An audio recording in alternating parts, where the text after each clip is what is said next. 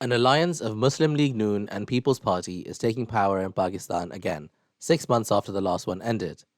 With the benefit of hindsight, we decided to analyze the biggest mistakes made by them the last time they were in power together, to better prepare us for what might be in store for the next 5 years, if the union lasts, that is. After the constitutional coup that saw Imran Khan voted out of office of Prime Minister by the Assembly, a PMLN spearheaded coalition of 13 parties known as PDM took power for 16 months before handing over to the caretaker government last August. Now they have once again formed a coalition to take control of the Assembly and the country. If we miss anything you think was a huge mistake, please let us know in the comments.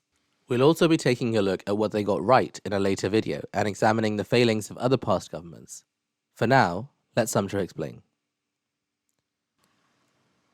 The PDM government was largely unpopular for several reasons, but came into power at a time of real challenge. It's important to have that context. When they took over, the enormous public support for Imran Khan posed a significant challenge, and for the first time in nearly 2 decades, a lot of people were angry at the army for their interference in the politics of the country. Then came the devastating floods, which posed not only a humanitarian crisis, but also a huge financial crisis.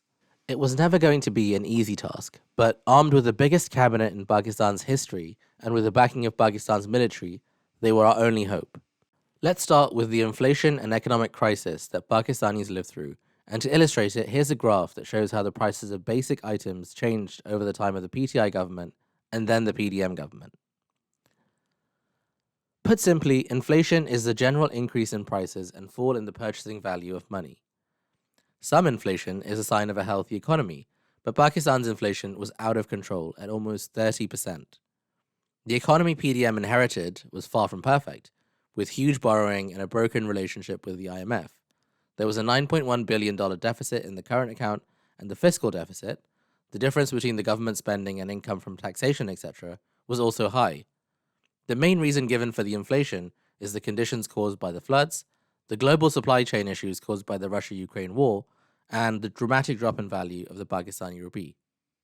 Some key factors in the currency devaluation were Pakistan's trade imbalance, exporting less than we import, which worsened after the floods, the lack of faith among the people we owe money to that we will be able to pay the money back, and very low levels of foreign investment bringing dollars into the country, and as a result, the low foreign currency reserves.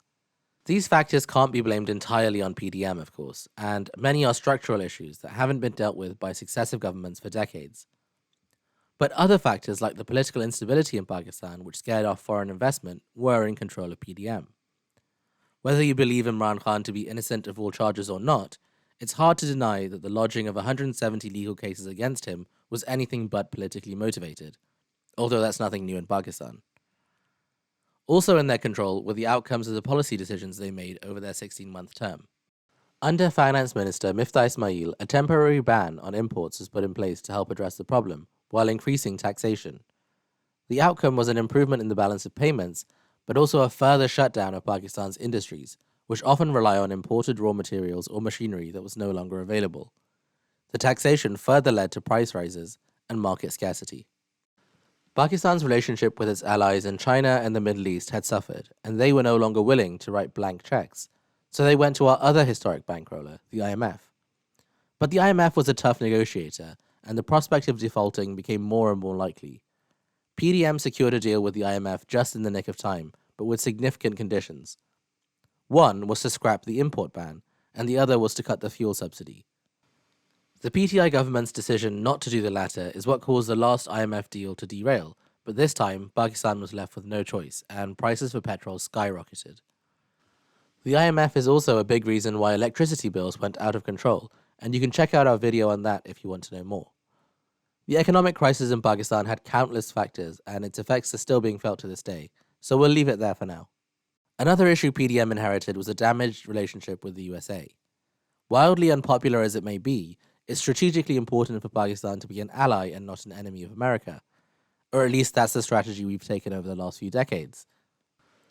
Initially damaged by the Memogate scandal, during the PDM government the relationship didn't thaw, and a meeting between President Biden and Shehbaz Sharif was sought, but the US did not agree.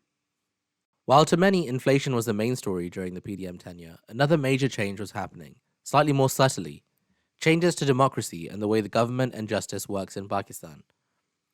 Bilawal Bhutto Zardari's closing remarks in Parliament were that they had failed to uphold institutions within the limits set by the Constitution.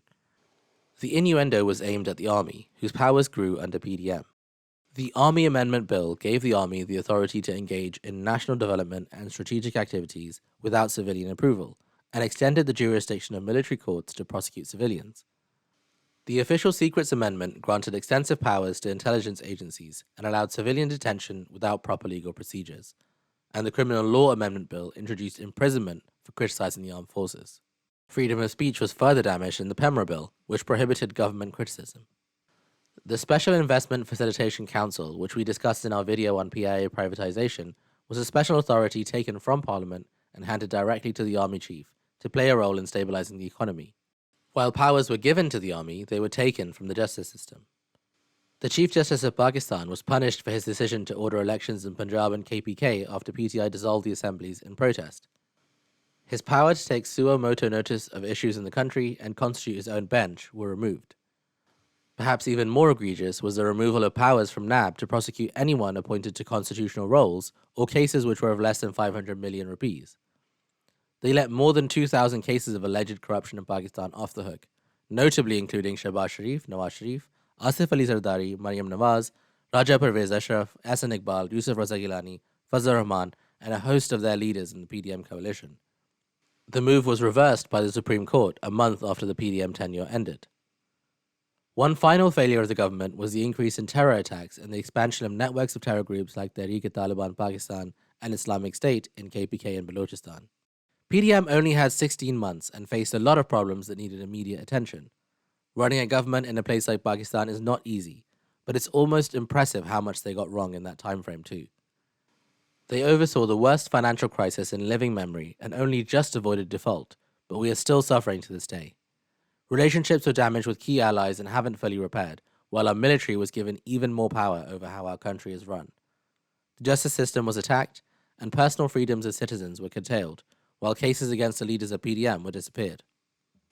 If you found this video useful, please share it with your friends and family, and stay informed with Samjho.